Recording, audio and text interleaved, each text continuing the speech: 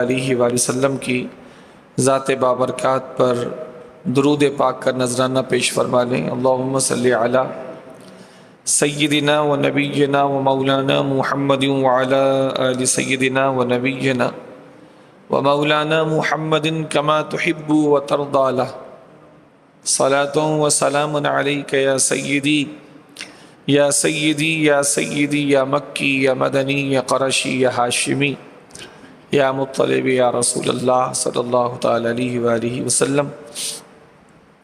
اللہ جل شانہ وجل ذکرہ وجل مجدہ کی بارگاہ عالی میں نبی کریم رؤوف الرحیم علیہ افضل الصلاۃ والتسلیم کے واسطہ جلیلہ سے یہ عرض و دعا ہے کہ اللہ رب العزت ہم تمام کو انتہائی عقیدت، محبت، کامل توجہ، انتہائی ذوق و شوق اور نہایت ادب اور احترام کے ساتھ اپنے پیارے حبیب علیہ الصلاۃ والسلام کا اور اپنے محبوبوں کا ذکر خیر کرنے، سننے، سمجھنے، اس کی تعلیمات پر عمل کرنے اور دوسروں کو بھی بتانے اور سمجھانے کی توفیق رفیق عطا فرمائے۔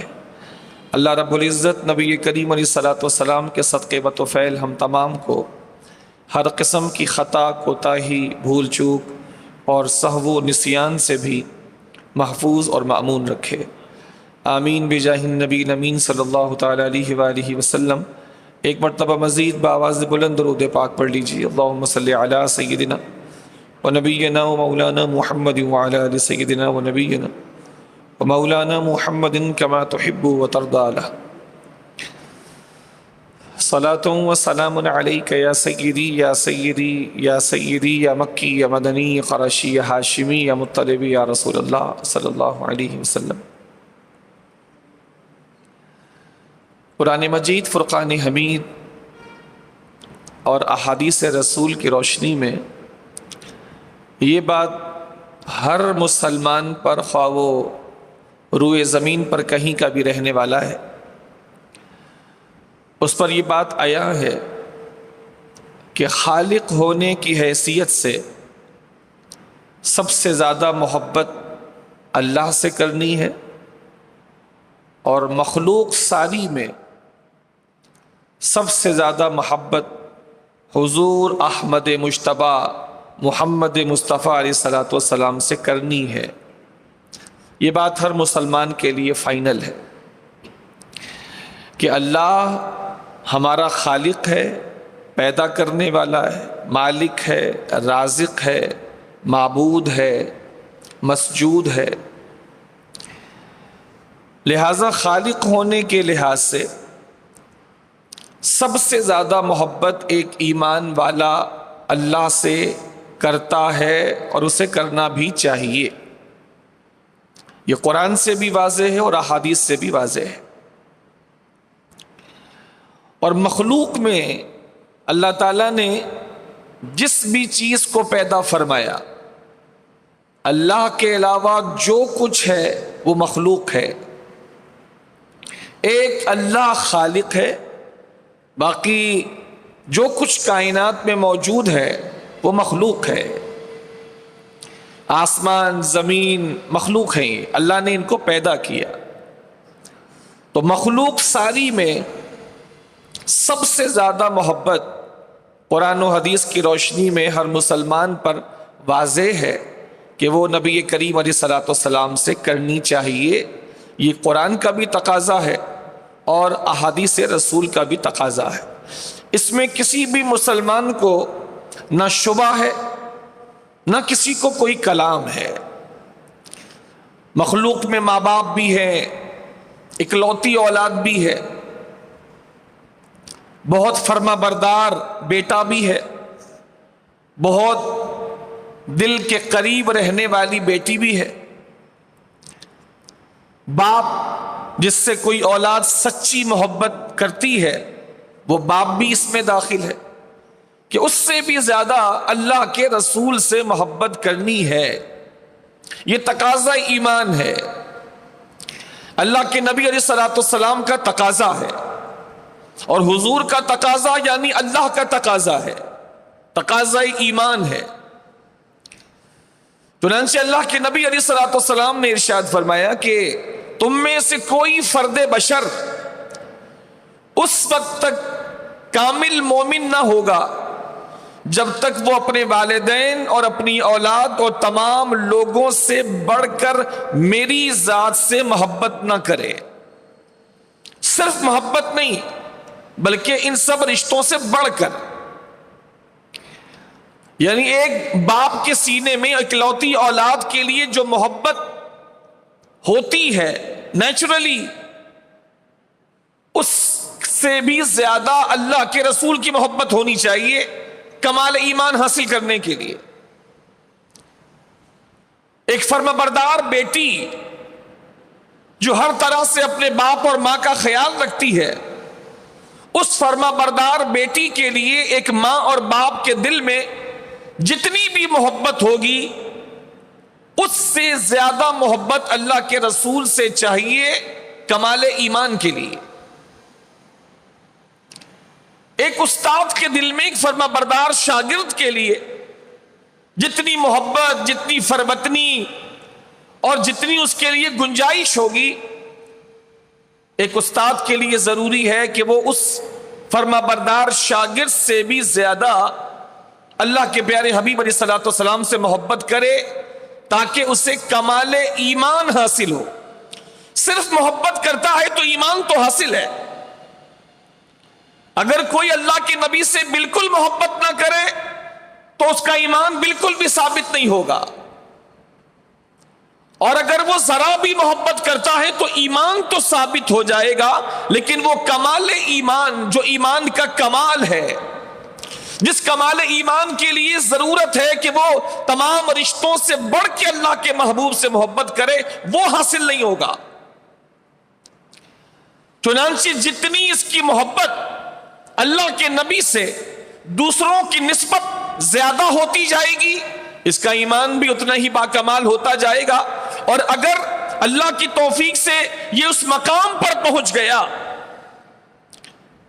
کہ دنیا کے ہر تعلق سے بڑھ کر اس کا تعلق اللہ کے رسول سے ہے، اور دنیا کی ہر محبت سے بڑھ کر اس کی محبت اللہ کے رسول سے ہے، تو پھر وہ مبارکباد کا مستحق ہے کہ اللہ تعالیٰ نے اس کو ایمان کا کمال درجہ عطا فرما دیا، جیسے اللہ تعالیٰ نے صدیق اکبر رضی اللہ تعالیٰ عنہ کو عطا فرمایا تھا. ایمان کا درجہ کمال. کیا باپ، کیا بیٹے، کیا بیٹیاں، کیا اپنا مال، کیا اپنا خاندان، کیا اپنی عزت، کیا اپنی شوکت، کیا اپنا مقام، سب کچھ اللہ کے نبی پر قربان کر دیا. کبھی کسی چیز سے دریغ نہیں کیا. مال وہ بھی اللہ کے نبی کی محبت میں جب اللہ کے رسول کی مرضی دیکھی قربان کر دیا.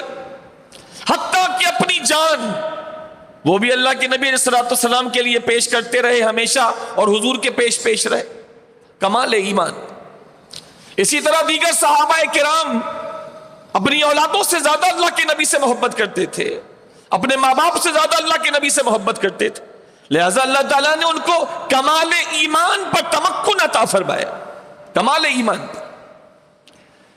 جب ہم قرآن مجید فرقان حمید کا مطالعہ کرتے ہیں، جب یہ بات ہر مسلمان پر بالکل واضح ہے کہ خالق ہونے کے اعتبار سے ایک مومن بندے کو سب سے زیادہ محبت اللہ سے کرنی چاہیے، جیسا کہ اللہ تعالیٰ ارشاد فرماتا ہے والذین آمنوا اشد حبا للہ، جو ایمان والے ہیں وہ سب سے زیادہ شدت کے ساتھ محبت اللہ سے کرتے ہیں.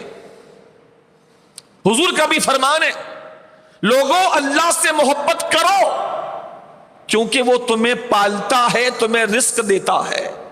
اللہ سے محبت کرو اور مجھ سے محبت کرو چونکہ میں کائنات کے چلانے والے خدا کا رسول ہوں، اور میرے گھر والوں سے محبت کرو کیونکہ وہ میرے گھر والے ہیں، میری آل ہے. اس محبت کی تسلسل میں اللہ کے نبی نے اس حدیث پاک میں اللہ کی محبت کو مقدم رکھا. اللہ سے محبت کرو، اپنی محبت سے پہلے اللہ کی محبت کی تعلیم دی. اللہ سے محبت کرو اس لیے کہ وہ تمہیں رزق دیتا ہے، اور ہر نبی کی تعلیم یہی رہی اللہ سے محبت کرو.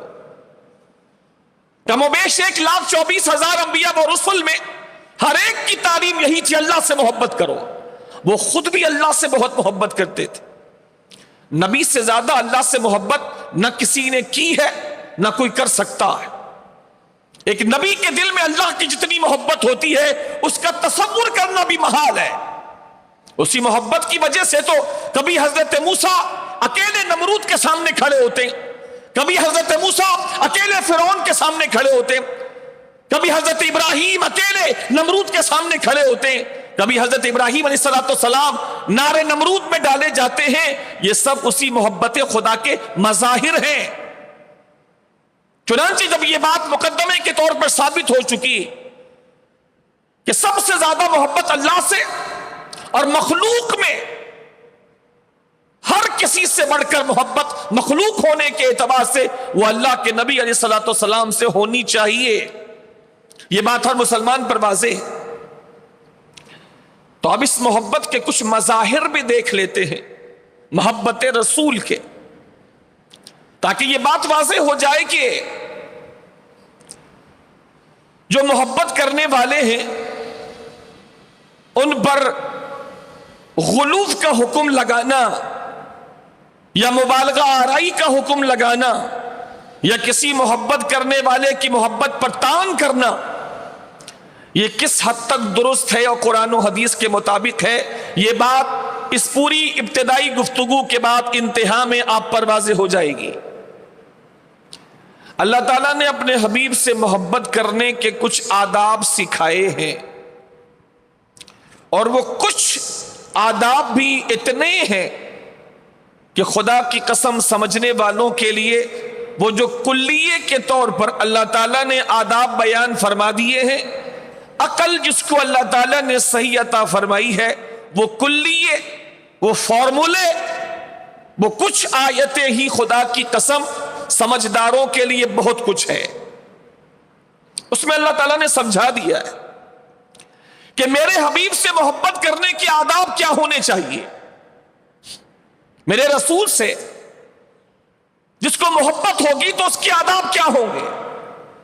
وہ کچھ آداب اللہ تعالیٰ نے تعلیم فرمائے۔ چنانچہ ایک مقام پہ اللہ رب العزت، چونکہ میرا موضوع اس میں سے ہر آیت جداگانہ نہیں ہے، ورنہ ہر آیت پر تفصیل ہے، موضوع میرا ہر آیت پر گفتگو کرنا نہیں، بلکہ ان آیات سے استشہاد کر کے کسی اور بات کو آپ کے سامنے ثابت کرنا ہے۔ چنانچہ اللہ رب العزت نے اپنے محبوب سے محبت کرنے کے آداب میں سے ایک ادب یہ فرمایا کہ اے ایمان والو، میرے نبی کے لیے رائنا کا لفظ استعمال نہ کیا کرو۔ یعنی اس مقام پہ اللہ تعالیٰ نے مومنوں کو یہ تربیت دی ہے کہ جب میرے محبوب کی بارگاہ میں کوئی بات کہنی ہو تو تمہیں کتنی زیادہ توجہ کی حاجت ہے۔ ادب ہے یہ۔ جہاں اللہ تعالیٰ مومنوں کو آداب سکھا رہا ہے، وہیں اللہ تعالیٰ کی اپنی محبت کا اظہار بھی ہو رہا ہے کہ وہ اپنے محبوب سے کتنی محبت فرماتا ہے، کہ وہ خود مومنوں کو اپنے محبوب کی بارگاہ کے آداب سکھلا رہا ہے۔ چنانچہ ایک لفظ کے بارے میں رب العزت نے پوری آیت کریمہ نازل فرمائی ایک لفظ کو منع کرنے کے لیے، لا تقولوا رائنا۔ اے ایمان والو، میرے رسول کی بارگاہ میں رائنا کا جو مخصوص لفظ ہے یہ استعمال نہ کیا کرو۔ وقولوا انظرنا، اس کے بدلے میں انظرنا کہہ لیا کرو۔ واسمعوا، اور بات توجہ سے سنا کرو۔ وللکافرین، اور کافروں کے لیے عذاب علیم، بڑا دردناک عذاب ہے۔ بات کیا تھی؟ بات یہ تھی کہ رسول اللہ کی بارگاہ میں جہاں صحابہ آ کے بیٹھتے تھے وہاں منافقین اور یہودی بھی آ کے بیٹھا کرتے، اور یہ لفظ رائنا یہودیوں کی لغت میں ایک برے معنی کے لیے استعمال ہوا کرتا تھا۔ رائنا اس کا معنی تھا اے ہمارے چرواہے، رائنا اے ہمارے چرواہے۔ تو صحابہ کرام جب کسی بات کو حضور سے سمجھ نہ پاتے، کوئی بات سن نہ پاتے، تو وہ حضور کو دوبارہ وہ بات کہنے کے لیے یوں کہا کرتے، رائنا یا رسول اللہ، رائنا یا رسول اللہ، اے اللہ کے رسول ہماری رعایت فرمائیے، یعنی بات کو دہرا دیجیے۔ اب یہ جو رائنا کا لفظ تھا یہ یہودیوں کے لیے ایک موقع بن گیا، کیونکہ رائنا کا لفظ ان کے ہاں چرواہے کے معنی میں وہ استعمال کیا کرتے تھے، اے ہمارے چرواہے۔ عربی میں بھی اس کا معنی یہی بنے گا، اے ہمارے چرواہے۔ رائن کا مطلب چرواہا ہوتا، تو انہوں نے غلط معنی میں استعمال کرنا شروع کیا اور حضور کی محفل میں بیٹھ کر رائنا رائنا حضور سے کہتے۔ اللہ تعالیٰ کو یہ بات پسند نہ آئی کہ کوئی صحیح لفظ کا غلط معنی لے۔ صحابہ تو اس لفظ کا صحیح معنی لیتے تھے، لیکن منافق وہاں پر بیٹھ کر غلط معنی لے کر اللہ کے محبوب کی شان میں توہین کا ارتکاب کرتے۔ تو ایک روز ایسا ہی ہوا، یہودی کہیں جمع تھے اور آپس میں ہنس رہے تھے کہ اب تو ہم ان کی مجلس میں بیٹھ کر ہی ان کی توہین کرتے ہیں اور ان کو خبر بھی نہیں ہوتی۔ پہلے تو ہم موقع ڈھونڈتے تھے، اب تو موقع خود ہی ان کے ماننے والوں نے دیا ہوا ہے۔ وہ بھی رائنا کہتے ہیں، ہم بھی رائنا کہتے ہیں، اور ہم رائنا کہہ کے چرواہا چرواہا ان کو کہہ کے مخاطب کرتے ہیں، اور ان کو اس کا پتہ بھی نہیں چلتا۔ وہ آپس میں ہنس رہے تھے، مذاق کر رہے تھے۔ اللہ کے رسول کے ایک صحابی کا گزر ان کے قریب سے ہوا، انہوں نے سنا تو جلال میں آ گئے۔ عزت اور محبت اسی بات کا تقاضا کرتی ہے کہ کوئی محبوب کی شان میں بکواس کرے تو ٹھنڈے سے ٹھنڈے آدمی کو جلال آ جائے،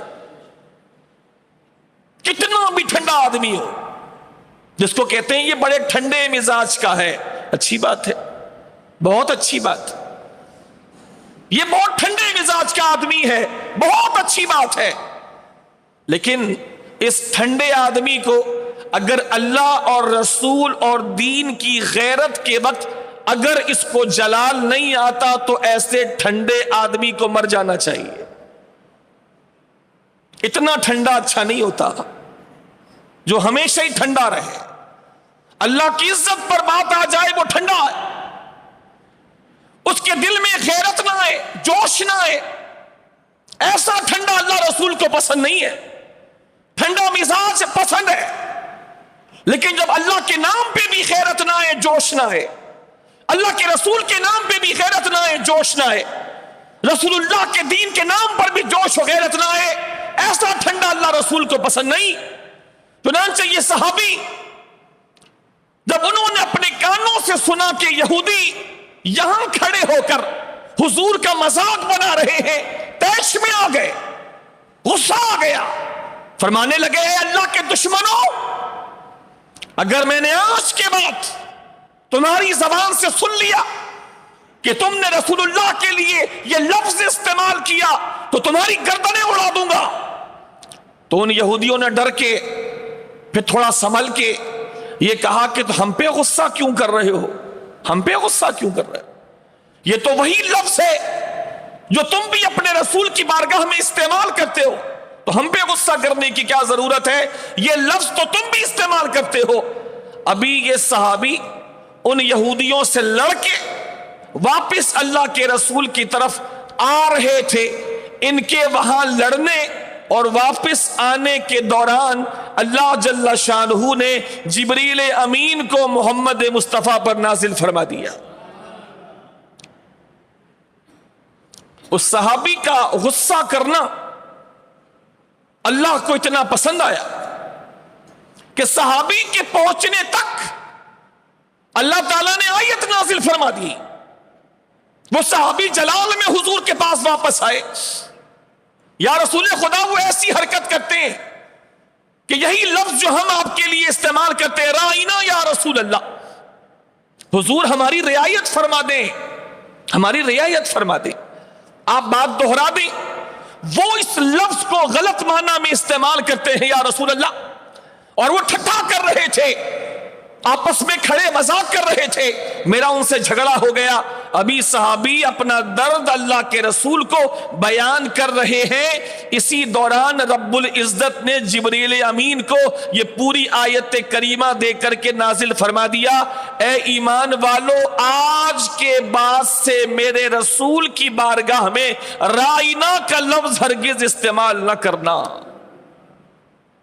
ختم، خبردار کہ کوئی استعمال کرے گا، بھول کے بھی یہ لفظ کسی کی زبان پر نہ آئے۔ بات تو یہ تھی کہ دشمن غلط معنی میں استعمال کرتے تھے، محبت کا تقاضا سمجھیے گا، اللہ کی محبت کا تقاضا سمجھیے گا۔ بات تو یہ تھی دشمن اللہ کے رسول کی ذات کے لیے اس لفظ کا جو لفظ صحیح تھا، غلط معنی تو وہ لیتے تھے، لیکن اس کے باوجود خدا نے قیامت تک کے لیے اس لفظ کا استعمال اللہ کے نبی کے لیے ممنوع اور مردود کر دیا کہ کبھی یہ لفظ استعمال نہ کیا جائے۔ وجہ اس کی یہ ہے کہ اے دیوانوں، میرے رسول کے لیے اب جو بھی لفظ استعمال کرنا، بڑی توجہ سے استعمال کرنا، اس لفظ کے جتنے معنی ہوں، سارے معنی جب میرے محبوب کی شان کے لائق ہوں، پھر اس لفظ کو میرے محبوب کی بارگاہ میں استعمال کرنا، اس لفظ کو استعمال نہ کرنا۔ وَقُولُ انظُرْنَا، اور انظرنا کہا کرو، انظرنا۔ پہلے تم نے اپنی طرف سے ایک لفظ حضور کے لیے اپنی طرف سے شروع کیا تھا، رائنا یا رسول اللہ، اے اللہ کے رسول ہماری رعایت کر دیں۔ اب ہم خدا تمہیں ایک لفظ اپنے محبوب کی بارگاہ کے شایان شان دے رہے ہیں، اب کبھی کوئی بات میرے رسول کی سمجھ نہ آئے تو رائنا کہنے کے بجائے کہا کرو انظرنا، انظرنا، یعنی انظرنا یا رسول اللہ، اے اللہ کے رسول ہماری حالت پر نظر کرم فرما دیجئے، نظر کرم فرما دیجئے۔ واسمعوا، اور تم لوگ پہلے ہی بات توجہ سے سنا کرو۔ اس ایک لفظ نے صحابہ کرام کی وہ تنبیہ فرما دی کہ صحابہ کرام اللہ کے خوف سے لرز گئے۔ واسمعوا، میرے محبوب کی بات توجہ سے سنا کرو، میرے محبوب کو اس بات کی تکلیف نہ ہو کہ اس کو بات دوبارہ کہنی پڑے۔ اس کی بارگاہ میں بیٹھو تو پوری توجہ کے ساتھ اس کی گفتگو کو سنا کرو، تاکہ میرے محبوب کو دوبارہ اپنی بات دہرانے کی زحمت نہ اٹھانی پڑے۔ یہ میرے محبوب کے لیے تکلیف کا سبب ہے، اور خداوند قدوس کو اپنے محبوب کی تکلیف میں آنا پسند نہیں ہے۔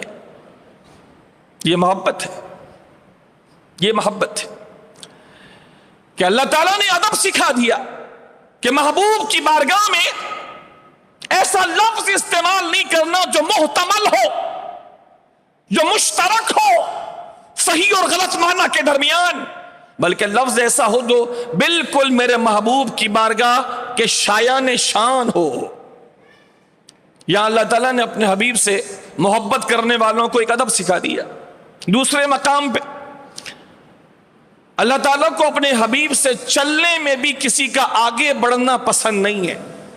ہاں، کوئی حضور کو گارڈ کرنے کے لیے، سیکیور کرنے کے لیے، کوئی حضور کے محافظ کے طور پر اگر کوئی آگے چلتا ہے تو الگ بات ہے، یا حضور نے کسی کو آگے کیا تو الگ بات ہے، لیکن ان ضروری باتوں کے علاوہ کسی بھی شخص کا حضور سے آگے چلنا تو دور کی بات ہے، حضور کے برابر میں رہنا بھی اللہ کو پسند نہیں ہے۔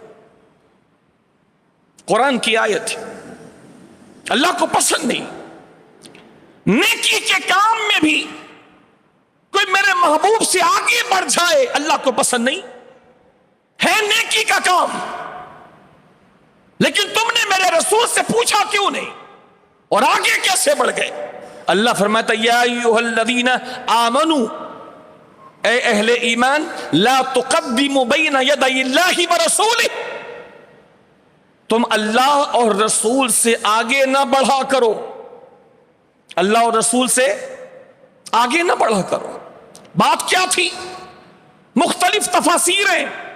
اس کی ایک تفسیر یہ ہے کہ بعض لوگوں نے حضور سے پہلے قربانی کر لی، قربانی کا وقت ہو گیا تھا لیکن حضور سے پہلے قربانی کر لی. یا روزے رکھنے تھے یا نہیں رکھنا تھا، روزہ یوم شک تھا یا نہیں تھا، انہوں نے حضور سے پوچھنے سے پہلے روزہ رکھ لیا. میں آپ سے پوچھ رہا ہوں، جواب بھی آپ ہی دیں گے، روزہ رکھنا اللہ کی عبادت ہے یا نہیں ہے؟ ہے. قربانی کرنا اللہ کی عبادت ہے یا نہیں ہے؟ ہے اللہ کی عبادت. لیکن اللہ اس عبادت سے بھی منع کر رہا ہے. قربانی کا وقت ہو گیا اور تم نے کر لی لیکن میرے محبوب سے پہلے کر لی. روزہ رکھنا عبادت ہے لیکن تم نے میرے محبوب سے مشورہ کیے بغیر اپنی سوچ سے تم نے اگلے دن کا روزہ رکھ لیا. تم میرے محبوب سے آگے بڑھ گئے.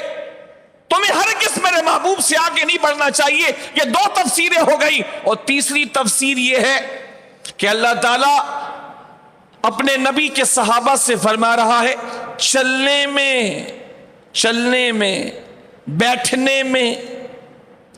میں بیٹھنے میں کہ محبوب کھڑے ہیں اور تم بیٹھ گئے، محبوب چل رہے ہیں اور تم ان کے آگے چل رہے ہو. فرمایا لا تقدموا، تقدم نہ کرو، محبوب سے چلنے میں آگے نہ بڑھو.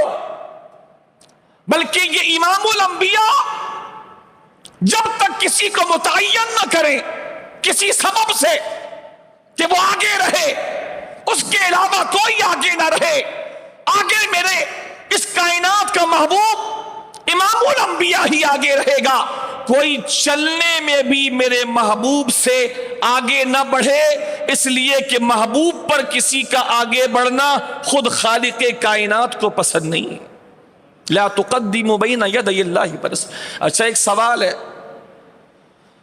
چلو حضور سے آگے بڑھنا منع ہے نا، تو یہ الفاظ ہوتے، اعتراض نہیں ہے، بات قرآن کی اور واضح کر رہا ہوں کہ اللہ کی محبت کا کیا حال ہے، اللہ کی محبت کا کیا حال ہے.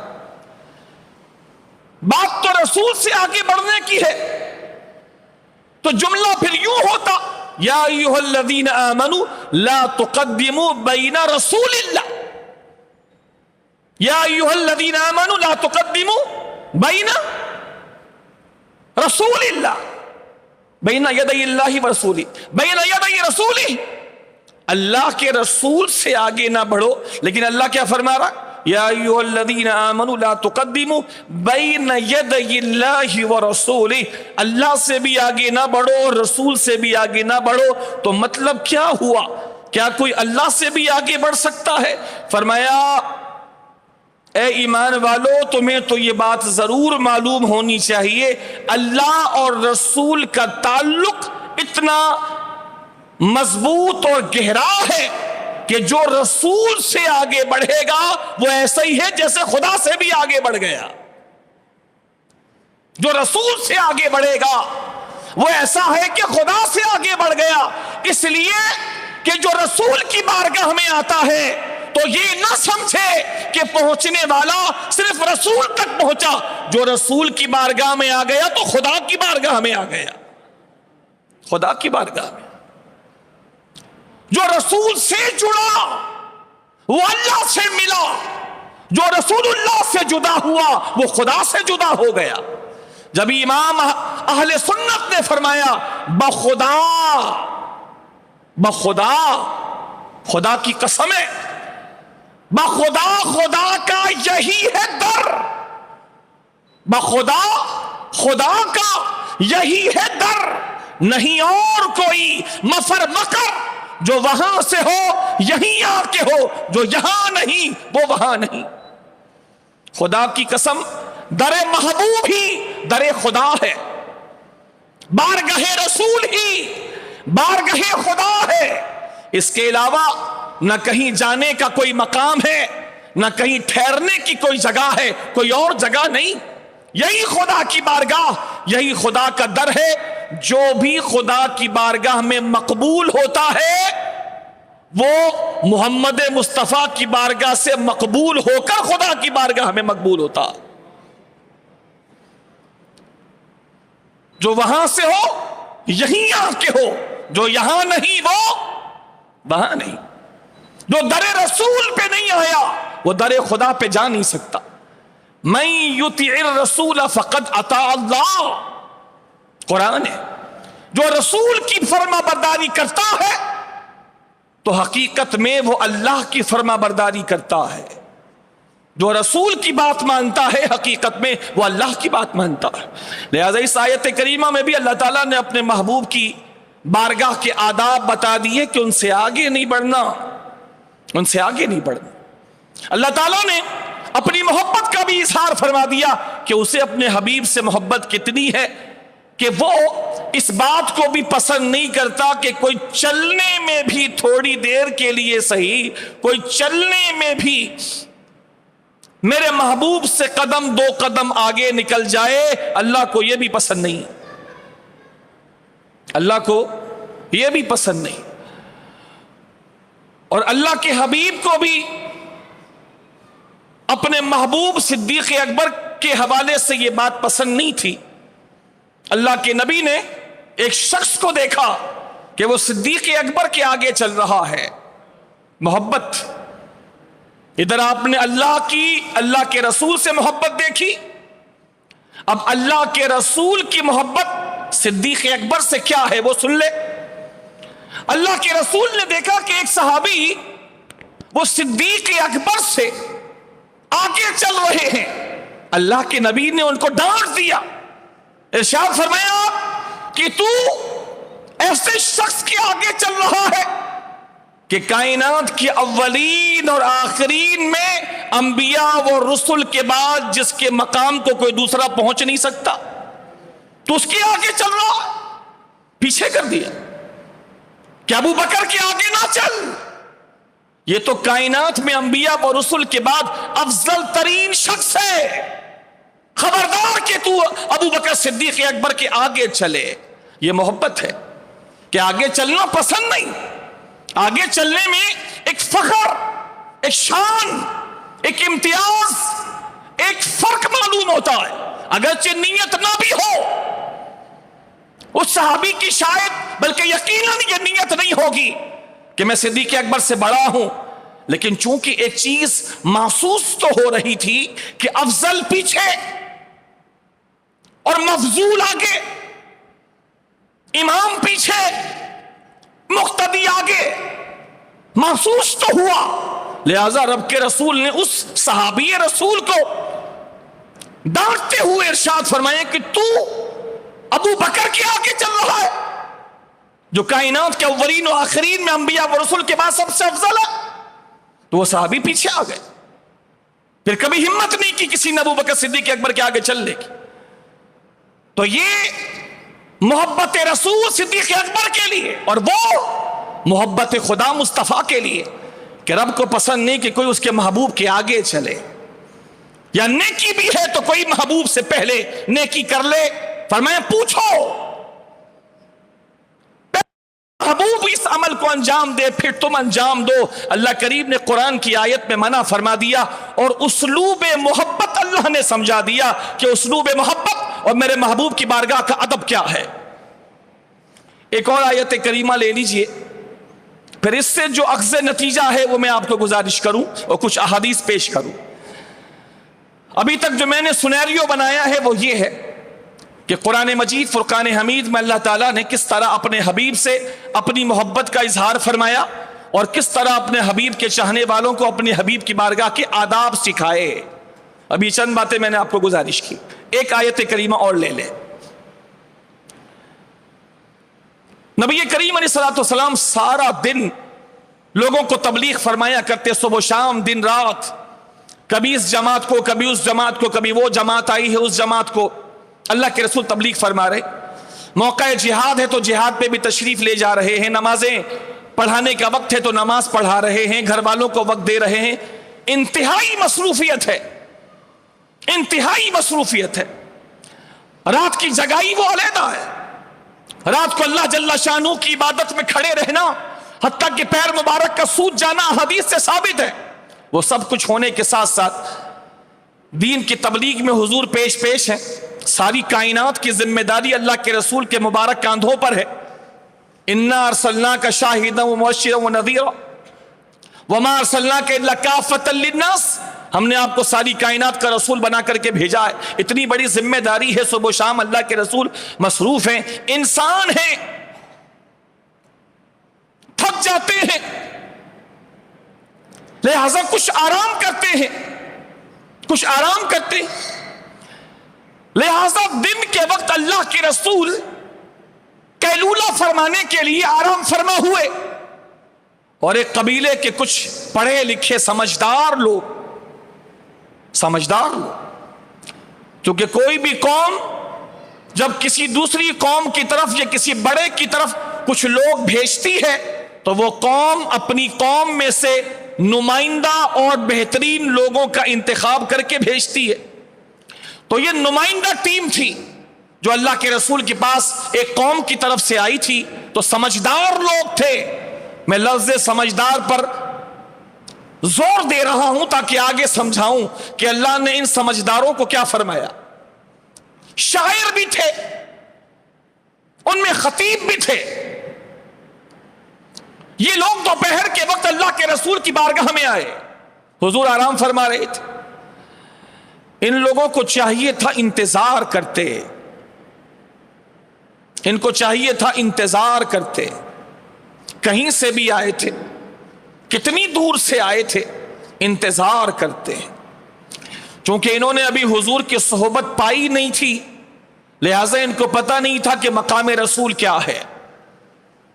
صحابہ جو حضور کے ساتھ رہ رہے تھے وہ حضور کے دامن میں آنے کے بعد اللہ کے پیغامات سن سن کے سمجھ گئے تھے کہ یہ انسان جو ہمارے درمیان موجود ہیں کوئی بھی انہیں اپنی طرح سمجھنے کی غلطی نہ کرے, کوئی بھی اپنی طرح سمجھنے کی غلطی نہ کرے. یہ وہ ہیں کہ چل زمین پر رہے ہیں اور ان کے چرچے عرش اور فرش پر ہو رہے ہیں. ان کو کوئی اپنی طرح سمجھنے کی غلطی نہ کرے. یہ ہم میں بیٹھ جاتے ہیں, ان کا بڑا پن ہے. یہ غلاموں کے ساتھ بیٹھ جاتے ہیں, ان کا بڑا پن ہے. ان کے وجود پہ جو 70,000 پردے اللہ نے ڈالے ہیں تو کوئی دھوکہ نہ کھائے, ان کی عاجزی سے کوئی دھوکہ نہ کھائے, ان کی لوگوں کے ساتھ حسن سلوک سے کوئی ان کو اپنی جیسا نہ سمجھ لے. ان کے شاہانہ لباس کو چھوڑ کر درویشی کا لباس پہن لینے سے کوئی اپنی طرح نہ سمجھے. لہذا وہ صحابہ سمجھتے تھے, جو حضور کے قریب تھے وہ جانتے تھے حضور کا ادب کیا ہے. یہ تو باہر کے لوگ تھے, ان کو نہیں پتا کہ حضور کا ادب کیا ہے. دوپہر میں آ گئے, حضور آرام فرما رہے, انہوں نے اپنا خیال کیا, حضور کا خیال نہیں کیا, اور حضور کے دروازے پر آ کر آواز دینے لگے, یا محمد صلی اللہ علیہ وسلم اخرج الینا, اے محمد باہر تشریف لائیے, اے محمد باہر تشریف لائیے. حضور آرام فرما رہے تھے, تھکے ہوئے تھے, لیکن ان کی آواز بند نہیں ہوئی. اتنے میں اللہ کے حبیب کی آنکھ کھل گئی. حضور باہر تشریف لائے, جو بات ان کو کرنی تھی انہوں نے کی, جو حضور نے فرمانی تھی حضور نے فرمائی.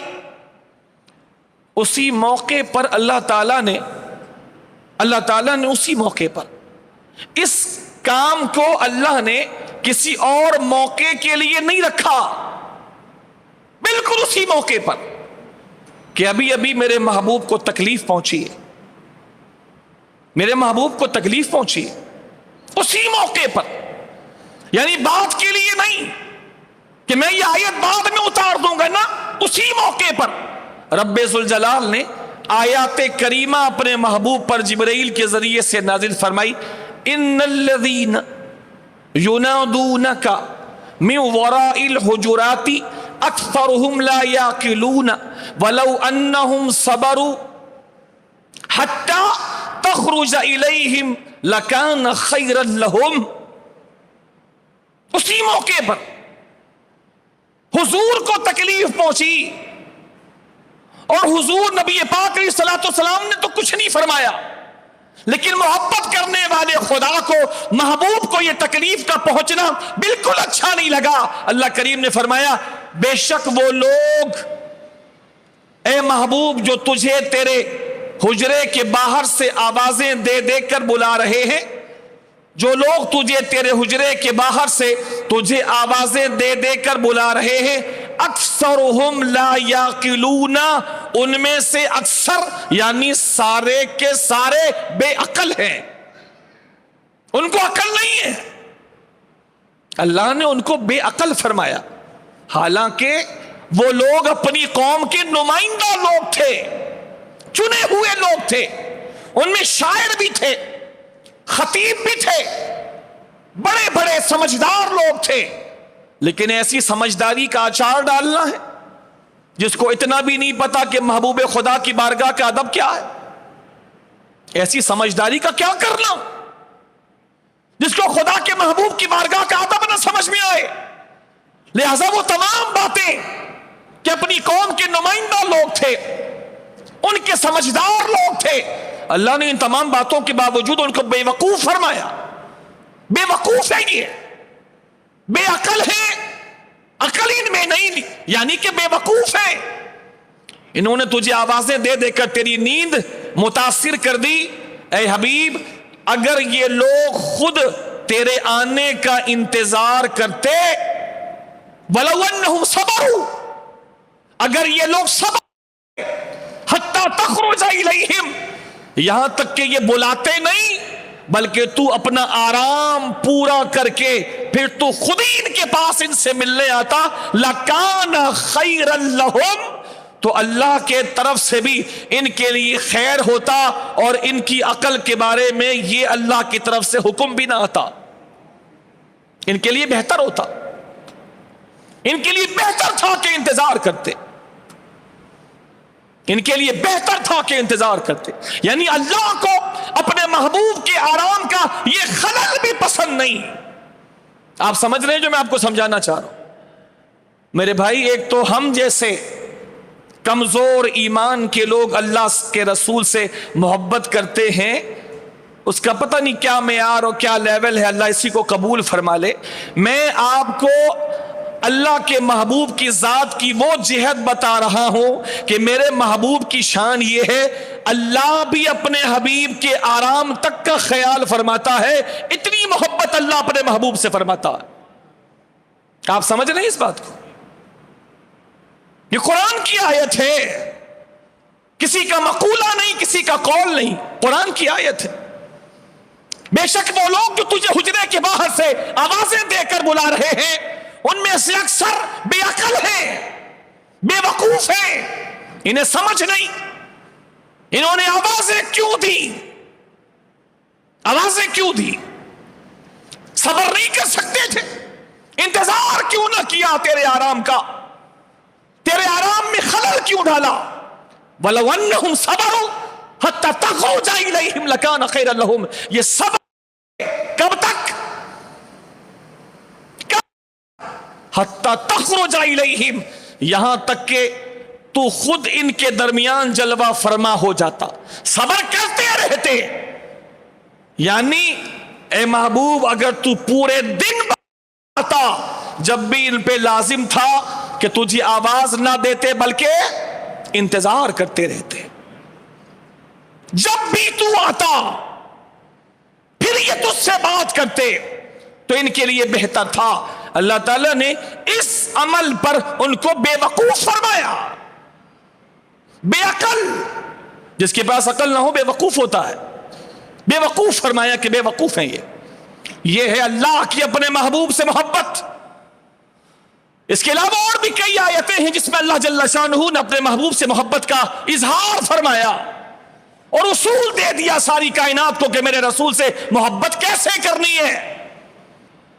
اور انہی چیزوں کو دیکھ کر صحابہ کرام کو ایسی محبت آتی نہیں تھی. میں آپ کو سچی بات عرض کر رہا ہوں.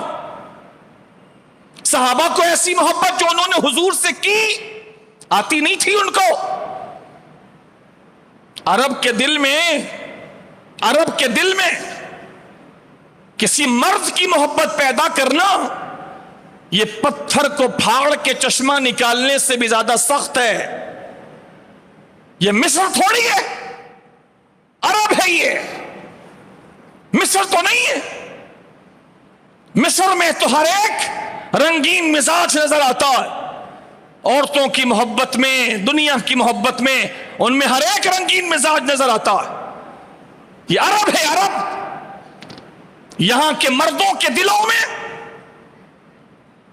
کسی مرد کی محبت اور وفاداری کا جذبہ پیدا کرنا کسی پتھر سے پانی جاری کرنے سے بھی زیادہ سخت ہے. جبھی میرے امام نے کہا تھا حسن یوسف پہ کٹی مصر میں انگشت زنا زنا زنا. وہ مصر ہے، مصر جہاں محبت ہو جاتی ہے، چلتے پھرتے اٹھتے بیٹھتے ایک دوسرے سے محبت ہو جاتی. فرمایا حسن یوسف پہ کٹی مصر میں انگشت زنا، کہ مصر میں عورتوں نے انگلیاں ان کی کاٹی نہیں، کٹی. وہ تو پھل کاٹ رہی تھی، حضرت یوسف کو دیکھ کر تو غلطی سے انگلیاں کٹ گئی. آپ سب سمجھتے ہیں کٹنا اور ہوتا ہے اور کاٹنا اور ہوتا ہے. اب میرے امام کا کلام سن لو، ایمان تازہ کر لو. فرمایا حسن یوسف پہ کٹی مصر میں انگشت زنا، عورتوں کی انگلیاں کٹی ہیں. حضرت یوسف کا حسن دیکھ رہی تھی اور نہ جانے میں انجانے میں سیب کاٹتے کاٹتے انگلیاں کٹ گئی، کاٹی نہیں. اور ادھر میرے محبوب کا حال کیا ہے؟ فرمایا حسن یوسف پہ کٹی مصر میں انگشت زنا، سر کٹاتے ہیں تیرے نام پہ مردان عرب. سر کٹاتے ہیں تیرے نام پہ مردان عرب. وہاں تو عورتیں تھیں اور یہاں کون ہے؟ مرد ہیں. وہاں کٹ گئی تھی اور یہاں کٹواتے ہیں. خود آتے ہیں، گزارش کرتے ہیں یا رسول اللہ اجازت دیجئے آپ کے نام پر میں 5 بیٹے لے کر آئی ہوں. یہ 5 بیٹے بے قرار ہیں آپ کی عزت پر کٹ جانے کے لیے.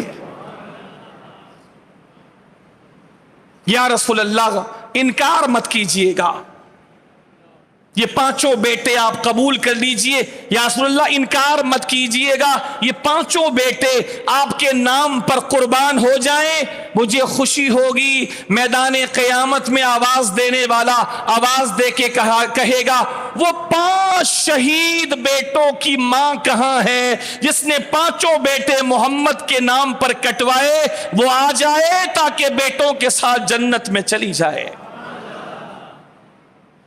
سر کٹاتے ہیں تیرے نام پہ مردان عرب.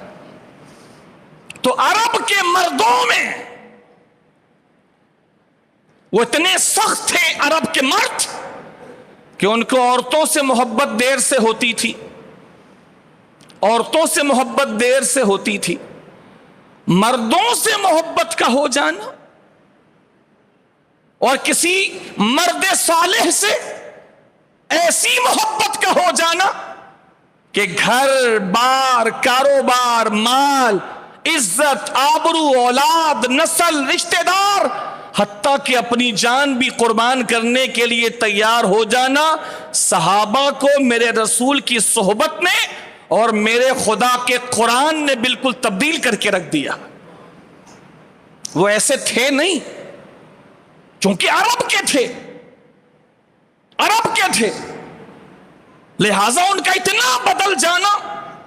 کئی صحابیوں کے اقوال ملتے ہیں، کئی صحابیوں کے اقوال ملتے ہیں جب وہ کافر تھے پھر حضور کے اخلاق سے مسلمان ہوئے تو کئی صحابیوں کے قول ملتے ہیں اور کئی صحابیات کے بھی قول ملتے ہیں. حضرت ابو سفیان کی زوجہ ہندا کا بھی یہ قول ملتا ہے. سب کے قول کا خلاصہ یہ ہے کہ خدا کی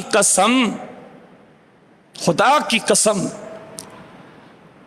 پورے قبیلے میں جتنے لوگ رہتے ہیں سب سے زیادہ نفرت اگر ہمارے دل میں کسی سے تھی تو محمد آپ سے تھی صلی اللہ علیہ وسلم. پورے قبیلے میں پوری روئے زمین پر اگر کسی کا گھر ہمیں سب سے برا لگتا تھا تو آپ کا. پوری روئے زمین پر اگر کسی سے ہم شدید نفرت کرتے تھے تو آپ سے. اور اب آپ پر ایمان لانے کے بعد یا رسول اللہ اب پوری کائنات میں اگر کوئی سب سے زیادہ پیارا لگتا ہے تو آپ محمد مصطفیٰ پیارے لگتے ہیں. وہ لوگ دل پھینک نہیں تھے. لہذا عرب کے لوگوں میں کسی کے لیے محبت کا ایسا جذبہ ہو جانا کہ سب کچھ قربان کرنے کے لیے تیار ہو جائیں، یہ صحابہ کرام میں ہوا ہے اور یہ حضور کی صحبت سے ہوا ہے اور قرآن کے نزول اور اللہ کی آیتوں کی روشنی سے ہوا کہ اللہ تعالیٰ نے بھی انہیں سمجھا دیا کہ اے ایمان والو تم محبت کیوں نہ کرو میرے حبیب سے جب کائنات کا خدا خود اپنے حبیب سے اتنی محبت فرماتا. چنانچہ اب صحابہ کو سن لو کہ صحابہ کی محبت رسول کی کیفیت کیا تھی. میں چند حوالے آپ کو دیتا ہوں صحابہ کی محبت رسول اور اس کو بیان کرنے کا پھر مقصد سمجھنا کہ مقصد کیا ہوگا. اس حدیث رسول کو احادیث کی کتابوں میں بیان کرنے کا مقصد پھر کیا ہوگا. صحابہ کی اس کیفیت محبت کے اظہار کا معنی کیا ہے، کیا سبق لینا ہے اس سے. چنانچہ ایک نمائندے کو قریش نے جس کا نام عروہ بن مسعود ہے، ان کو قریش کے لوگوں نے اپنا نمائندہ بنا کر کے بھیجا کہ جا کے مدینے میں جا کر دیکھ کر آؤ کہ محمد علیہ السلام اور ان کے صحابہ کا طرز عمل کیا ہے، ان کے چاہنے والے ان کو کیسا چاہتے ہیں، ان پر قربان ہونے والوں کی کیا کیفیت ہے، یہ ذرا دیکھ کر آؤ. اب اگر یہ ایک حدیث پاک بھی کسی کو صحیح معنوں میں سمجھ آ جائے، جس کو اللہ تعالیٰ نے صحیح عقل عطا فرمائی، اس کو سمجھ میں آ جائے گا کہ محبت کا اسلوب کیا ہوتا ہے اور محبت کیا کسی معلم اور کسی مربی کی محتاج ہے کہ کسی سے پوچھ کر محبت انجام دی جائے، یا محبت خود مربی ہے اپنی اور محبت خود معلم ہے اپنے لیے، کیا ہے. چنانچہ وہ صاحب آتے ہیں مدینے، بخاری و مسلم کی حدیث پاک ہے، وہ آئے تو چونکہ ان کو خاص مشن دے کر بھیجا گیا تھا تو وہ ہر اعتبار سے ہر اینگل سے اللہ کے رسول کا مشاہدہ کر رہے ہیں، مشاہدہ دیکھ رہے ہیں، چونکہ ان کو پھر بعد میں جانے کے بعد ساری باتیں پیچھے والوں کو بتانی ہے، رپورٹ کرنی ہے کہ میں نے کیا دیکھا، چونکہ یہ ان کی آنکھ بن کر آئے تھے، اپنی قوم کی آنکھ بن کر آئے تھے اور کان بن کر آئے تھے کہ دیکھنا اور سننا اور آ کے رپورٹ کرنا. لہذا یہ ہر اینگل سے اللہ کے رسول کو دیکھ رہے تھے. دیکھا، خوب دیکھا. ساری زندگی کفر میں گزر گئی، شرک میں گزر گئی.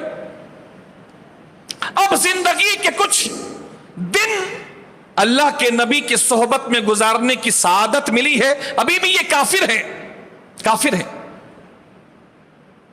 اللہ کے رسول کا مشاہدہ ہو رہا ہے، حضور اپنے گھر سے باہر آ رہے ہیں، یہ دیکھ رہے ہیں، حضور گھر جا رہے ہیں، یہ دیکھ رہے ہیں، حضور راستہ چل رہے ہیں، یہ دیکھ رہے ہیں، حضور نماز پڑھا رہے ہیں، یہ دیکھ رہے ہیں، حضور وضو کر رہے ہیں، یہ دیکھ رہے ہیں، حضور نصیحت فرما رہے ہیں، یہ دیکھ رہے ہیں، حضور مسکرا رہے ہیں، یہ دیکھ رہے ہیں۔ ہر کیفیت میں جتنا بھی ان کا دن تھا اتنے وقت میں یہ حضور کو دیکھتے رہے، مشاہدہ ہو گیا۔ اب واپس جانے کا وقت آ گیا، یہ واپس چلے گئے مکے۔ ان کا انتظار تھا پورے مکے والوں کو، جیسے یہ گئے مکے والے جمع ہو گئے، چونکہ نمائندہ بنا کر کے بھیجا تھا، لہذا یہ بات ان سے معلوم کرنی تھی، کیا دیکھا، کیا سمجھ میں آیا۔ لہذا جب سب جمع ہو گئے تو پھر انہوں نے تقریر شروع کی۔ وہ کچھ اور سوچ کے بیٹھے تھے، وہ سوچ کے بیٹھے تھے ایسی بات کرے گا ہمارا حوصلہ بڑھے گا اور ہمیں وہاں کی کمزوریوں کا پتہ چلے گا، اور کمزوریوں کا جب پتہ چلے گا تو ہم محمد علیہ السلام اور ان کے پیروکاروں پہ حملہ کر کے ان کا نشان ہمیشہ کے لیے مٹا دیں گے۔ لہذا سب قریب قریب ہو کر کے جمع ہو کر کے بیٹھ گئے، اور بالکل پن ڈراپ سائلنس کہ سنیں بولتا کیا، پن ڈراپ سائلنس۔ عروہ بن مسعود جن کو یہ لوگ ہمیشہ بھیجتے تھے، کبھی ایران کے بادشاہ کے پاس، کبھی روم کے بادشاہ کے پاس، اور کبھی حبشہ کے بادشاہ کے پاس، ان کو بڑے ٹاسک دے کر کے بھیجا جاتا تھا، بڑے کام کے لیے، چونکہ بات کرنے کی صلاحیت تھی، مشاہدے کی صلاحیت تھی، لہذا بڑے بڑے بادشاہوں کے پاس ان کو بھیجا جاتا۔ اب جب یہ آئے ہیں تو بہت بڑی بات لے کر آئے ہوں گے، سب جمع ہو گئے۔ سب کو دیکھنے کے بعد عروہ بن مسعود نے گفتگو شروع کی۔ سب سے پہلے اپنا اعتماد لوگوں پر بحال کروایا، تاکہ لوگ جواب دے دیں کہ ہاں ہم جانتے ہیں کہ آپ کیا ہو۔ عروہ بن مسعود نے کہا، اللہ کی قسم میں بڑے بڑے بادشاہوں کے پاس گیا ہوں، میں حبشہ کے بادشاہ نجاشی کے پاس بھی گیا ہوں۔ لوگوں کے سر ہلنے لگے، ہاں میں ہاں سب جانتے۔ میں روم کے بادشاہ کے پاس بھی گیا ہوں، لوگوں کے سر ہلنے لگے۔ میں ایران کے بادشاہ کے پاس بھی گیا ہوں، تائید میں لوگوں کے سر ہلنے لگے۔ اس کے بعد جو اگلا جملہ عروہ بن مسعود کا ہے، یہ مزید سناٹا طاری کر دیتا ہے۔ اب وہ سننے کے لیے بےتاب ہیں کہ اب یہ نئے بندے کے پاس گیا ہے، اب یہ کیا کہتا ہے۔ تو عروہ بن مسعود نے کہا، تم سب جانتے ہو کہ میں ان بڑے بڑوں کے پاس گیا ہوں، لیکن خدا کی قسم جو عزت میں نے محمد کی دیکھی ہے، میں نے کس کی نہیں دیکھی، صلی اللہ علیہ وسلم۔ اب لوگ بالکل بھونچکا رہ گئے، ہم تو کچھ اور سننا چاہ رہے تھے، اس نے تو بالکل بھانڈا پھوڑ دیا، ہم سے تائید لی، اور واقعی سچی بات ہے، یہ بڑے بڑے بادشاہوں کے پاس ہماری طرف سے نمائندہ بن کے جاتا رہا ہے، جب ہی ہم نے اس کو اپنا نمائندہ بنا کر محمد کے پاس بھیجا صلی اللہ علیہ وسلم۔ کیا کہہ رہا ہے، اتنا کچھ دیکھنے والا، دنیا دیکھنے والا، جہاں دیدہ، پوری دنیا دیکھنے والا، بادشاہوں کے پاس جانے والا، کیا کہہ رہا ہے کہ میں نے ان میں سے کسی کی ایسی عزت ہوتے نہیں دیکھی جیسی عزت ہوتے میں نے محمد مصطفیٰ کی دیکھی۔ کیا دیکھ لیا تو نے؟ اب دوبارہ خاموشی طاری کہ کیا دیکھ لیا؟ تو عروہ بن مسعود کہنے لگے، خدا کی قسم میں نے دیکھا، اب ایک ایک لفظ پہ توجہ رکھیے گا اور اس بات پر بھی توجہ رکھیے گا، محبت محبت محبت اپنی مربی خود ہے، محبت اپنے لیے استاد خود ہے، محبت اپنے لیے معلم خود ہے۔ سچی محبت خود سب کچھ سکھا دیتی ہے. دیکھیے عروہ بن مسعود کیا بتاتے ہیں. عروہ بن مسعود کے لیے یہ چیزیں مائنڈ بلوئنگ ہیں, حیران کر دینے والی. جبھی تو کہا میں نے ایسی عزت کسی کی نہیں دیکھی کہ کوئی کسی سے اتنی بھی محبت کرتا ہو, کوئی کسی کی ایسی بھی تعظیم کرتا ہو, میں نے نہیں دیکھی کبھی. اب لوگوں کے لیے بھی تعجب کی بات ہے کہ کیا دیکھا جو کہیں نہیں دیکھا تو نے. تو عروہ بن مسعود نے کہا خدا کی قسم میں نے دیکھا کہ جب ان کے رسول ان لوگوں سے کلام کرتے ہیں, بات کرتے ہیں, تو ان کے سننے والے, ان کے ماننے والے ایسے خاموش اور ایسے ہلے جلے بغیر سر جھکا کے خاموشی سے ان کی باتیں سنتے ہیں جیسے ان کے سروں پر پرندے بیٹھے ہوں کہ اگر ہلے تو پرندے اڑ جائیں گے.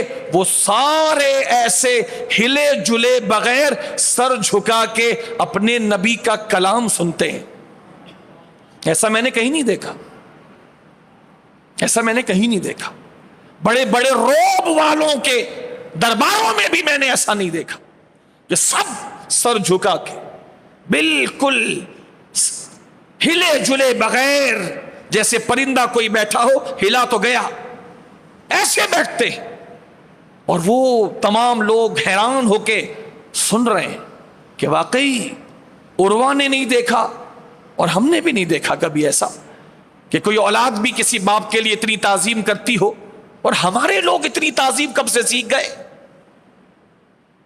انہی میں سے تھے نا جو صحابہ بنے. کہاں سے تھے؟ مکے کے تھے. اور کہاں کے تھے؟ بولیے نا, مدینے کے تھے. وہ بھی حیران یہ لوگ اتنا کیسے سیکھ گئے.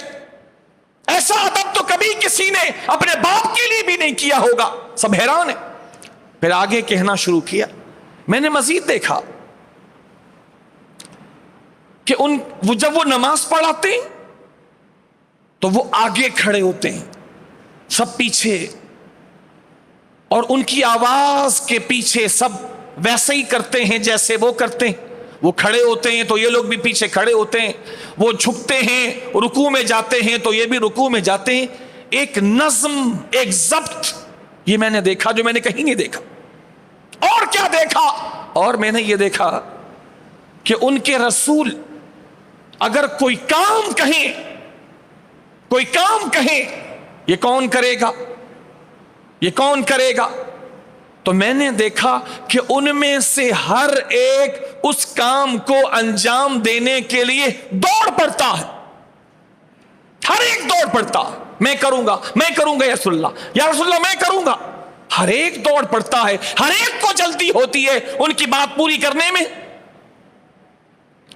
اور میں نے مزید یہ دیکھا جو مجھے اور زیادہ حیران کر گیا, وہ یہ کہ جب ان کی عبادت کا وقت آیا تو کوئی پانی لے کر آیا, ان کو وضو کرنا تھا تو وہ وضو کرنے لگے.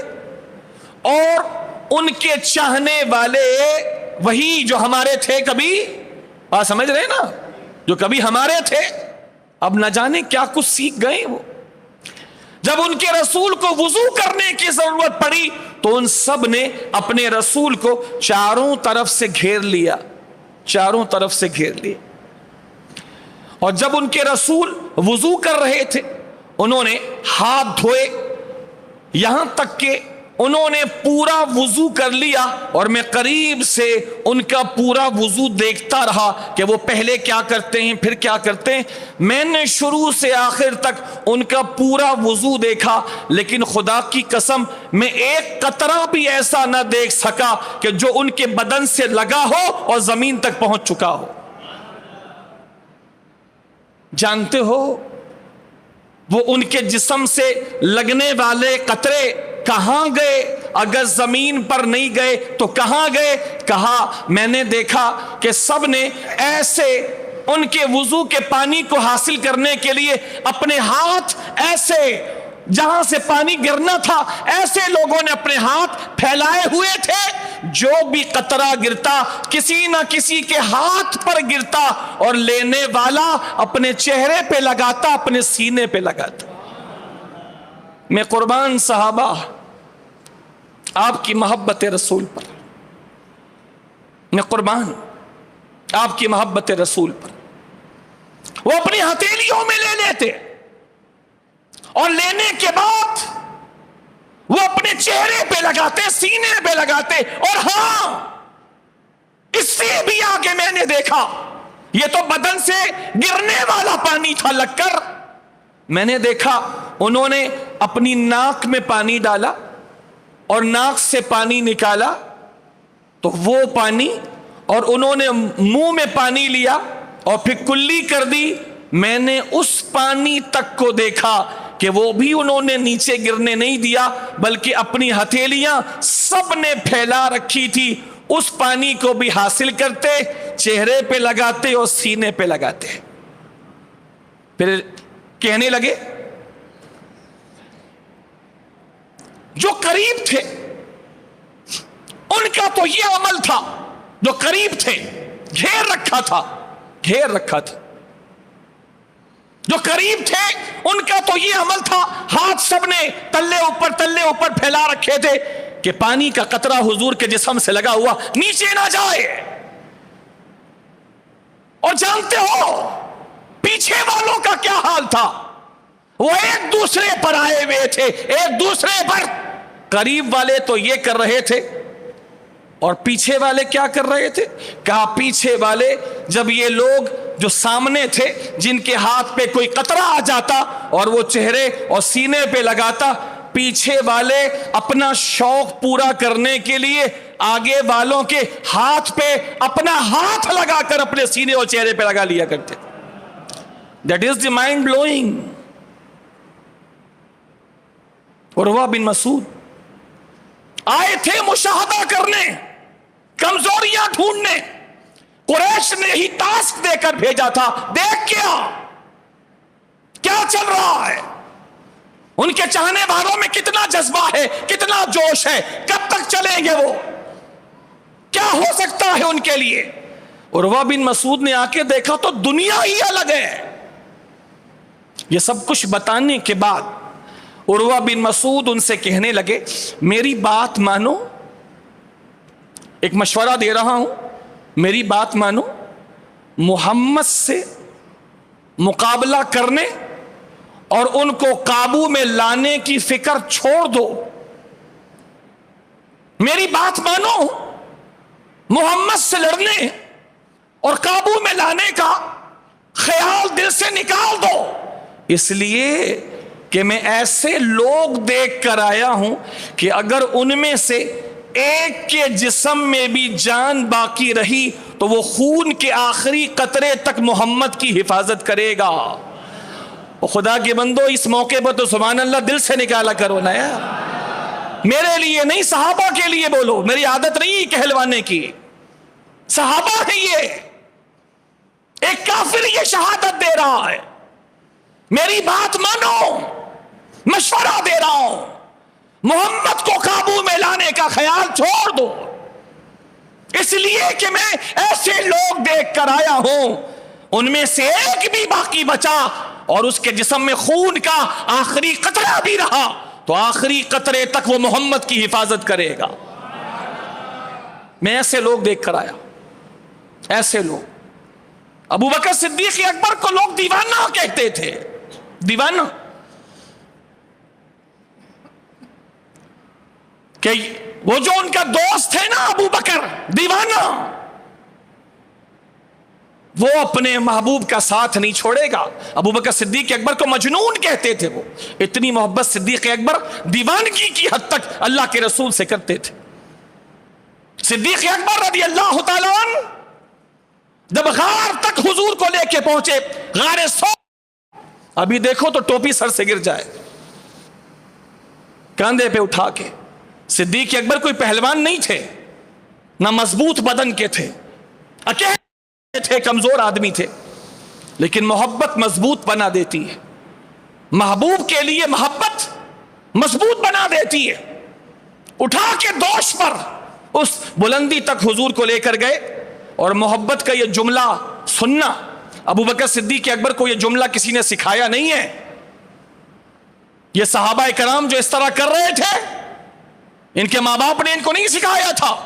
जब हुजूर के दामन में आए, अल्लाह की मोहब्बत वाले कलाम सुने, हुजूर के अंदाज़े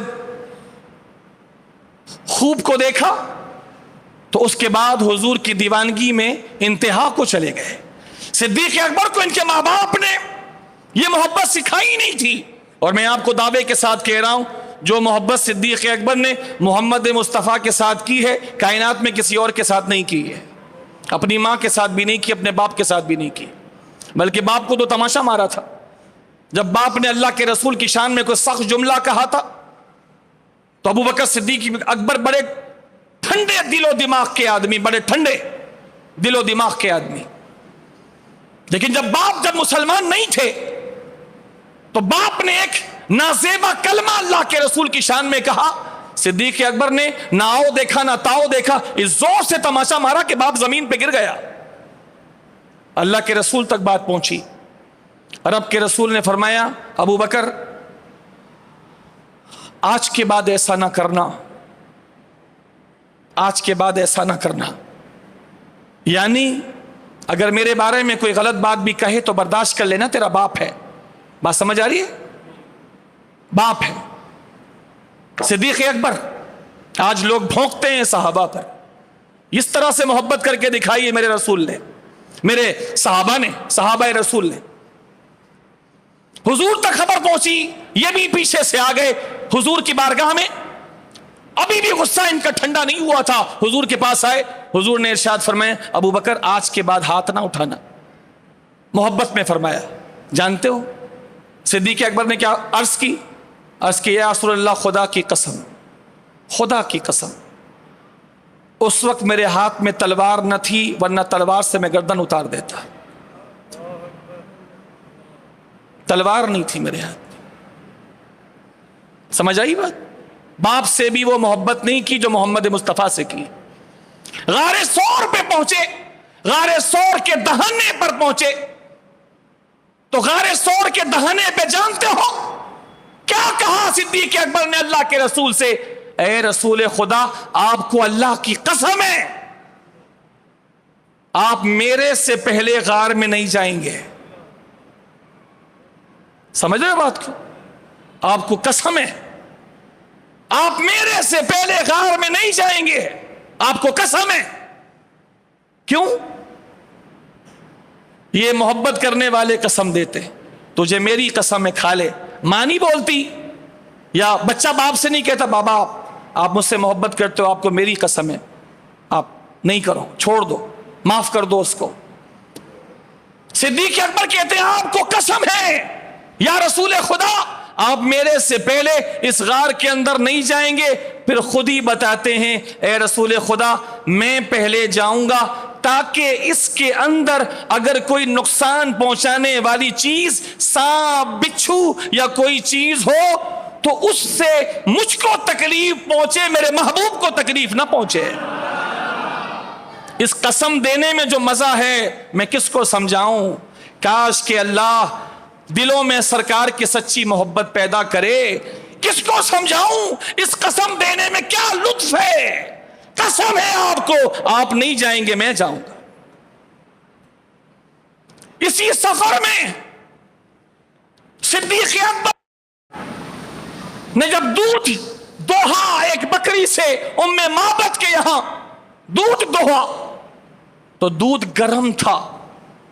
आज भी किसी जानवर का ताजा, गाय, भैंस, बकरी दूध निकालो, ऊंटनी, तो दूध गर्म होता है। माँ बाप ने नहीं सिखाया था, मोहब्बत खुद सिखा रही है। दूध देखा गर्म है, तो अपने घर से छागल में पानी लेके, चमड़े के थैले में पानी लेके चले थे। दूध दोहा तो हुजूर को नहीं दिया, अर्ज़ की हुजूर अभी ये गर्म है, میں ذرا اس کو ٹھنڈا کر لوں. اس کو ٹھنڈا کیا اور ٹھنڈا کرنے کے بعد رسول خدا کو پیش کیا. رسول خدا نے فرمایا ابو بکر تم پیو. فرمایا نہیں اللہ کے رسول قسم ہے پہلے میرے محبوب پیئیں گے بعد میں ابو بکر پیے گا. حضور نے تھوڑا پیا پھر ابو بکر کو دیا. پھر ابو بکر نے کہا نہیں یا رسول اللہ نہیں نہیں نہیں ابھی آپ اور پیئے. ابھی ابو بکر کا دل ٹھنڈا نہیں ہوا, آپ اور پیئے. پھر حضور نے اور پیا. پھر حضور نے دیا. کہا نہیں یا رسول اللہ ابھی میرا دل ٹھنڈا نہیں ہوا. ابھی حضور اور پیئے.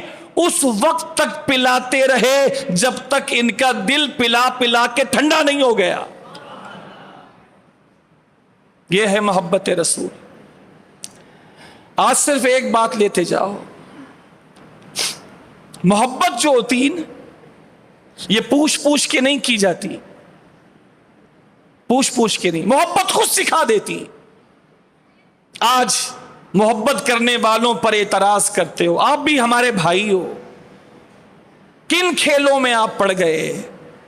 مجھے حیرت ہوتی ہے جب میں ان کی دلیلیں سنتا ہوں. میں نام لیتا ہوں آپ کے سامنے, تقی عثمانی کا نام ہے, مفتی تقی عثمانی. علم کی دنیا میں نام ہے, میں مانتا ہوں. دیوبندی ہے, میں مانتا ہوں کہ پڑھا لکھا آدمی ہے. لیکن افسوس یار,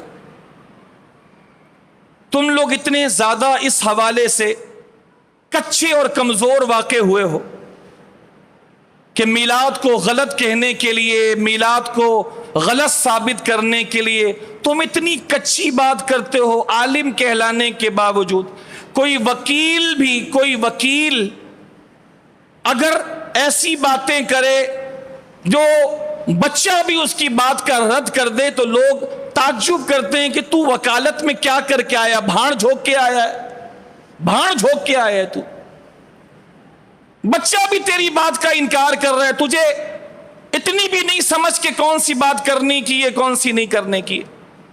تم پڑھے لکھے کہلاتے ہو یار تقی عثمانی بھائی, اور طارق مسعود تو ہے ہی بندر چھچورا. پتہ نہیں کیسے لوگ اس کو سنتے. میں آپ کو دعوت دیتا ہوں, زیادہ نہیں اس کے 1-2 کلپ سن لو. اس کے پاس شادی کے علاوہ کوئی بات نہیں ہے. اس کے پاس ہر مسئلے کا حل ہے, شادی کر لو. ہر مسئلے کا حل شادی کر لو. شکل دیکھ لو تو آپ کو سمجھ میں آ جائے گی. ایک طرف شکل رکھنا طارق مسعود کی اور دوسری طرف آپ شکل رکھ لینا امام شاہ احمد نورانی کی. آپ کو پتہ چل جائے گا کون سی شکل قبول کرنے والی کون سی رد کرنے والی. میں نے سنا ہے, سنی سنائی بات پر بات کرنا اچھی بات نہیں ہے. میں نے باقاعدہ ان کو سنا ہے, پورا کلپ سنا ہے. چلو یار کوئی ایسی بات کرے گا جو علمی لحاظ سے مضبوط ہوگی. تقی عثمانی کا بھی کلپ آیا ہے, میں حیران ہوا. اتنی تو شرم کر لو, لوگ تمہیں پڑھا لکھا سمجھتے ہیں. طارق مسعود تو ہے لنگورا. تیرے پاس مسجد میں لوگوں کو ہنسانے کھلکھلانے ٹک ٹاک بنانے کے علاوہ تیرے پاس ہے کیا؟ اگر شرم ہوتی ذرا سی بھی تو اپنے کلپ کو دوبارہ کبھی دیکھ کر کے تجھے غیرت آتی کہ میں کیا کر رہا ہوں. اللہ کے رسول سے منسوب ممبر پہ بیٹھتا ہوں اور باتیں میں یہاں وہاں کی کہانیاں سنا کے فارغ ہو جاتا ہوں.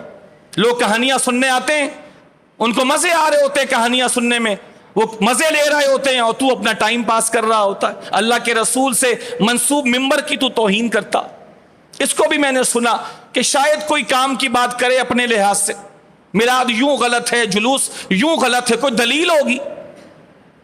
آپ خدا کی قسم ان کے پاس یہی دلیل ہے, ان کے لحاظ سے یہی دلیل ہے. صحابہ نے نہیں کیا, صحابہ نے نہیں کی. ابھی تقی عثمانی نے بھی یہی کہا ہے. میں کیا بولوں آپ کو, پڑھے لکھے آدمی کا ایک سٹینڈرڈ ہوتا ہے, یہ بات تو طریقے سے کرے. یہ کس عقل مند نے کہا کہ کسی کام کا صحابہ کا نہ کرنا اس کے ناجائز ہونے کی دلیل ہے، یہ کس نے کہا ہے؟ تمہارا اتنا بڑا گرینڈ مفتی جس کو تم شیخ الاسلام وغیرہ کیا کیا کہتے ہو، ابھی اس نے جلسے میں کہا ہم میلاد کیوں نہیں مناتے؟ تو اس لیے نہیں مناتے کہ صحابہ نے نہیں کیا، صحابہ حضور سے بڑی محبت کرتے تھے، انہوں نے نہیں کیا، لہٰذا ہم کیسے کر سکتے ہیں؟ سب سے پہلے، آگے تو بہت لمبی بات ہے، لیکن میں صرف آج کے جمعے میں صرف اتنا سوال رکھتا ہوں، یہ کسی مفتی سے، صحیح مفتی سے قرآن و حدیث کی روشنی میں کوئی ثابت کر کے دکھا دے کہ جو کام صحابی نے نہیں کیا، جو کام صحابی نے نہیں کیا وہ ناجائز و حرام ہے۔ اب میری سن لیں، صحابہ کا کسی کام کا کرنا یہ تو جواز کی دلیل ہے، صحابہ کا کسی کام کو کرنا جائز ہونے کی دلیل تو ہے، لیکن صحابہ کا کسی کام کا نہ کرنا یہ ناجائز ہونے کی دلیل۔ آپ میرے ساتھ ایک مرتبہ دوہرا لیں، آپ کی بڑی مہربانی ہوگی۔ صحابہ کا کسی کام کا کرنا یہ جواز کی دلیل تو ہے، لیکن صحابہ کا کسی کام کو نہ کرنا ناجائز ہونے کی دلیل، ان کی سب سے بڑی دلیل یہی ہے۔ جو دلیل نہیں ہے وہی ان کی دلیل ہے، بات سمجھ رہے ہیں آپ؟ جو دلیل نہیں ہے وہی ان کی دلیل ہے کہ صحابہ نے نہیں کیا۔ اچھا چاچا، صحابہ نے میلاد نہیں کیا، آپ کی بات رکھتے ہیں تھوڑی دیر کے لیے اوپر، بہت دور سے آپ لے کر آئے ہیں، سیالکوٹ سے لے کر آئے ہیں آپ، صحابہ نے نہیں کیا لہذا ناجائز ہو گیا، تو جو کام صحابہ نہیں کریں گے ناجائز ہو جائے گا۔ تو یہ رائے ونڈ کا اجتماع صحابہ نے کیا تھا کیا؟ 3 دن کا اجتماع؟ قرآن پاک آپ سب پڑھتے ہیں، سب نے قرآن پاک دیکھا تو ضرور ہوگا، آپ کے قرآن پاک پہ زبر زیر پیش لگا ہوا ہے؟ زبر زیر پیش لگا ہوا ہے؟ کوئی مائی کا لال ثابت کر دے کہ صحابہ نے یہ زبر زیر پیش لگایا تھا، جو سزا چاہو قبول ہے۔ دلیل آپ نے کیا بنائی؟ دلیل کیا بنائی؟ جو صحابہ نے نہیں کیا وہ کیا ہے؟ آواز آنی چاہیے۔ آپ کی دلیل کیا تھی جو ان لوگوں نے بنائی؟ جو کام صحابہ نے نہیں کیا وہ کیا ہے؟ مجھے ثابت کر دے کہ 3 دن کا اجتماع، 40 دن کا چلہ، بخاری شریف کا درس، بخاری شریف کا اجتماع، پکی مسجدیں، مسجدوں کی آرائش، صرف و نحو کی کتابیں، درس نظامی کی کلاسیں، سب دین کی بات کر رہا ہوں، سب دین کی بات کر رہا ہوں۔ اس کے علاوہ قرآن مجید فرقان حمید کا زبر زیر پیش اعراب ثابت کر دے کہ یہ صحابہ نے کیا ہے۔ آپ بولو کیا ہے صحابہ نے؟ یہ تو جائز ہے کہ ناجائز ہے؟ ہمارے نزدیک جائز ہے کہ ناجائز؟ قرآن زبر زیر پیش والا پڑھنا جائز ہے کہ ناجائز ہے؟ تو ان کی دلیل صحیح ہے غلط ہے؟ یہ تو میں نے چند مثالیں دی ہیں میرے بھائی، اور جو میں نے عرض کیا وہ یہ ہے کہ کسی کام کا صحابہ کا کرنا یہ تو جائز ہونے کی دلیل ہے، لیکن صحابہ کا کسی کام کو نہ کرنا ناجائز ہونے کی دلیل۔ اب ایک بات اور لیتے جاؤ، ناجائز کوئی چیز کیسے ہو سکتی ہے؟ صحیح ہے، سوال ہے کہ کسی چیز کو ناجائز کیسے کہہ سکتے ہیں؟ تو اس کا سادہ سا جواب ہے، جس کام کو اللہ اور رسول کھول کر ناجائز بتا دیں وہی ناجائز ہے۔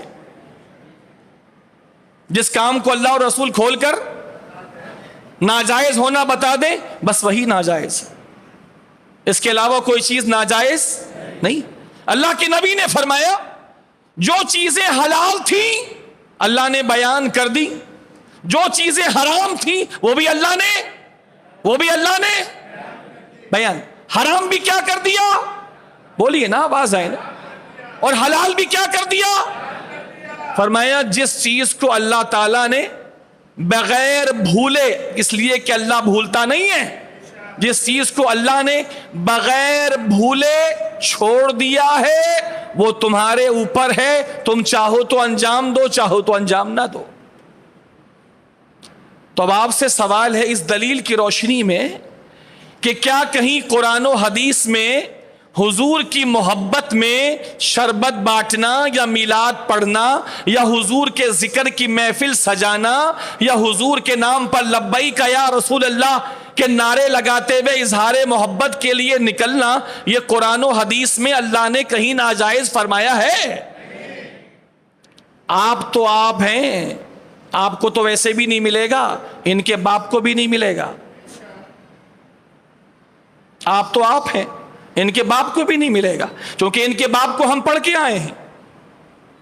ان کے باپ اچھے آدمی تھے، ان کو ہم پڑھ کے آئے ہیں، اور ان کے باپ کا نام ہے حاجی امداد اللہ مہاجر مکی رحمت اللہ تعالی علیہ۔ کیا نام بولا؟ حاجی امداد اللہ مہاجر مکی رحمت اللہ تعالی علیہ۔ کتاب کا نام ہے فیصلہ ہفت مسئلہ، 7 مسئلوں پر ایک کتاب لکھی ہے، اور سب سے بڑا مسئلہ تھا میلاد کا۔ کتنے مسئلے؟ کتنے مسئلے؟ 7 مسئلوں پر ان کے بابا نے، حاجی امداد اللہ صاحب نے، جن کی ہم بھی عزت کرتے ہیں، بلکہ ہم بھی نہیں، ہم ہی عزت کرتے ہیں، یہ لوگ تو نام لیتے ہیں، عزت تو ہم کرتے ہیں۔ 7 مسئلوں پر ایک کتاب لکھی۔ ایک مسئلہ تھا میلاد کا، منائیں کہ نہ منائیں۔ ان 7 مسئلوں میں سے سب سے پہلے، کتاب کھول کے پڑھو، نہ ملے تو گردن اڑا دو، سب سے پہلا مسئلہ حاجی امداد اللہ صاحب نے جو بیان کیا ہے وہ میلاد کا مسئلہ بیان کیا ہے، اور فرمانے لگے میلاد کے جائز ہونے میں تو کسی بھی عقل مند کو کوئی کلام نہیں ہو سکتا، میلاد کا جائز ہونا تو دور کی بات ہے، فقیر خود ساری زندگی حضور کی میلاد مناتا رہا ہے، اور میلاد منانے کو برکات اور رحمتوں کے نزول کا ذریعہ سمجھتا رہا ہے۔ حاجی امداد اللہ مہاجر مکی ایک نام لیا ہے، یہ نام ہی کافی ہے، اور جانتے ہو ان کو ماننے والوں میں کون کون ہیں؟ ان کے ماننے والوں میں دیوبندیت کے سب سے بڑے سورما اشرف علی تھانوی ہیں، کہ اشرف علی تھانوی صاحب حاجی امداد اللہ صاحب کے مرید ہیں۔ نہ جانے مارکیٹ میں کیسے کیسے مرید آ رہے ہیں کہ پیر کی بات ہی نہیں مانتے۔ ہم لوگ تو جس کو ایک مرتبہ پیر بول دیں تو سر سے لے کے پیر تک پھر پیری کے ہو جاتے ہیں، اس لیے کہ ہم چل کے نہیں دیکھتے، ہم دیکھ کے چلتے ہیں۔ بات سمجھ آ رہی ہے؟ ہم چل کے نہیں دیکھتے کہ چل کے دیکھیے، ہم دیکھ کے چلتے ہیں۔ اس لیے کسی کو پیر بھی پکڑتے ہیں تو دیکھ کے پکڑتے ہیں کہ پیر بنانے کے لائق ہے یا پیر کے نیچے رکھنے کے لائق ہے۔ امام احمد رضا کا دامن پکڑا ہے تو آنکھیں کھول کے پکڑا ہے، آنکھیں کھول کے۔ صرف عقیدت نہیں ہے، پہلے تحقیق تھی، پھر تحقیق کے نتیجے میں عقیدت ہوئی ہے۔ اللہ تعالی ہمارے حال پہ رحم فرمائے۔ تو حضور کا ذکر کیا ہے، کرتے رہیں گے، اور قیامت تک حضور کا ذکر ہوتا رہے گا، اور ہمارا حصہ شامل ہوتا رہے گا۔ وما علیہ